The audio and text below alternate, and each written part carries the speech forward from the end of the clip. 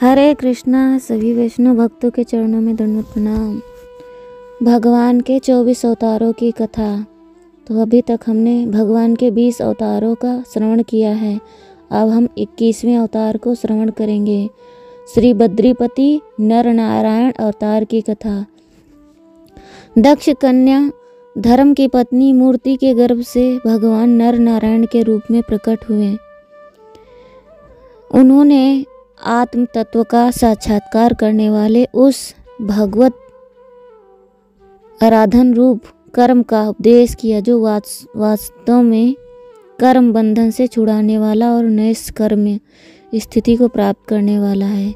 उन्होंने स्वयं भी वैसे ही कर्म का अनुष्ठान किया। वे आज भी बद्रिकाश्रम में उसी कर्म का आचरण करते हुए विराजमान हैं।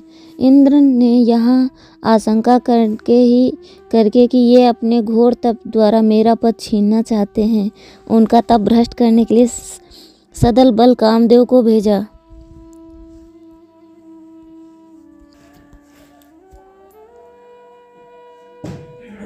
कामदेव वहां पहुंचकर अप्सरागण वसंत मंद सुगंध वायु और स्त्रियों के कटाक्ष रूपी बाणों से उन्हें भेदने की चेष्टा करने लगा। इंद्र की कुचाल जानकर कुछ भी विस्मय न करते हुए आदिदेव नारायण ने उन भय से कांपते हुए कामदेव आदि हंसकर कहा, हे मदन, हे मंद मलय मारुत, हे देवांगनाओं, डरो मत, हमारा आतिथ्य स्वीकार करो, उसे ग्रहण किए बिना ही जाकर हमारा आश्रम सूना मत करो। अभयदायक दयालु भगवान के ऐसा कहने पर लज्जा से सिर झुकाए हुए देवगण ने करुण स्वर में उनकी स्तुति की।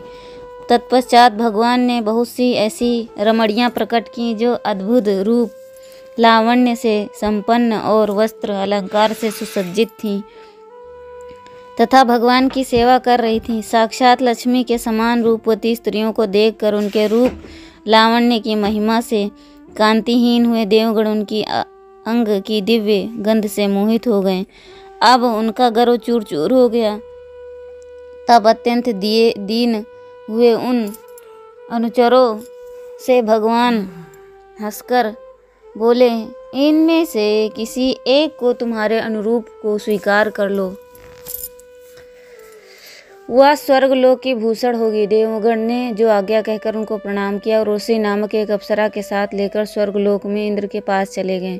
जैमिनीय भारत में लिखा है, सहस्त्र कवचनी दैत्य ने तपस्या कर सूर्य भगवान को प्रसन्न किया और वर मांगा कि मेरे शरीर में 1000 कवच हों। जब कोई 1000 वर्ष युद्ध करे तब कहीं एक कवच टूट सके, पर कवच टूटते ही शत्रु मर जाए, उसी को मारने के लिए नरनारायण अवतार हुआ था।